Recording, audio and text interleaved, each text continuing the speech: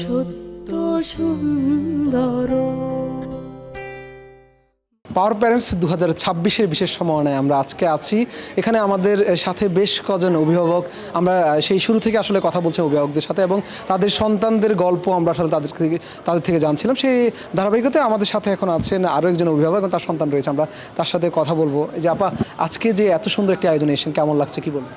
আলহামদুলিল্লাহ, অনেক ভালো, বেশি ভালো লাগতেছে। বাচ্চা যেদিন থেকে শুনতে পারছে যে আমাদের এই অনুষ্ঠানটা হবে, সেদিন থেকে বাচ্চার মনে অনেক আনন্দ।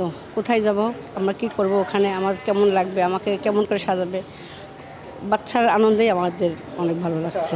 ওর বয়স কত এবং কিসে পড়ছে এবং সেই সাথে এখন ওর অবস্থা কেমন? ওর বয়স বর্তমান 9 বছর। ও ক্লাস 1-এ পড়ে। প্রথমে ও এখন ওখান থেকে 3 ক্লাস পরে এখানে ক্লাস 1-এ আসছে।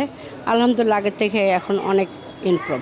আমরা দেখছিলাম যে মাশাআল্লাহ অনেক চটপটে কথা বলছে এবং মাকে বলছিল যে মা সাজিয়ে দিয়েছে। এই যে মেয়ের বা সন্তানের যে অনুভূতিটা, ভালো লাগা, সেটা আসলে আপনাকে কতটুকু হৃদয়ে ছুঁয়ে যায়? এটা আমাদের আসলে, আমরা যে স্পেশাল আমরা গার্ডিয়ান আছি, বাচ্চার একটু সামান্য উন্নতি দেখি আমাদের অনেক পাওয়ারফুল মনে হয় যে আমাদের বাচ্চাটা হয়তো মানে স্বাভাবিক এর মতন বাচ্চা আছে। মানে বাচ্চাদের যদি এই যে এখানে আসছে, এটা ওর যে একটা আনন্দ পাইছে, ওটাতেই আমাদের অনেক। বেশ কষ্টের একটা জার্নি। যখন জন্ম নেই তখন থেকে আসলে বেশ কষ্ট করে তাকে লালন পালন করতে, সে জায়গায় আমরা অনেক সময় দেখে থাকি পরিবার বা সমাজের সাপোর্টটা সেভাবে থাকে না। সে জায়গায় আপনার জায়গাটাতে আসলে কেমন ছিল বা পরিবার কতটুকু সাপোর্ট দিচ্ছে? আলহামদুলিল্লাহ, ওর 2টা ভাই আছে, বাবা মোটামুটি সবাই সাপোর্ট করে।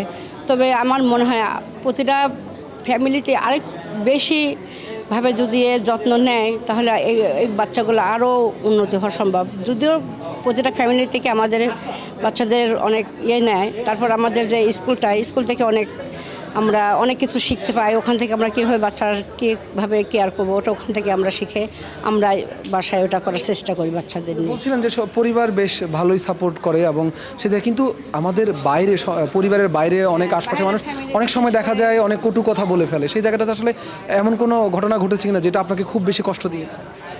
স্বাভাবিক বাচ্চাদের সঙ্গে যখন আমাদের এই বাচ্চাগুলো মিশতে চায়, তখন এই বাচ্চাগুলো ওদের মতন খেলাধুলা কিংবা ওদের মতন চলাফেরা করতে পারে না। তখন দেখি বাচ্চাটা পিছায় আছে, তখন দেখলে আমাদের নিজের থেকেই অনেক খারাপ লাগে যে আমার বাচ্চাটা ওদের থেকে পিছায় আছে। এটাই আমাদের অনেক খারাপ লাগে।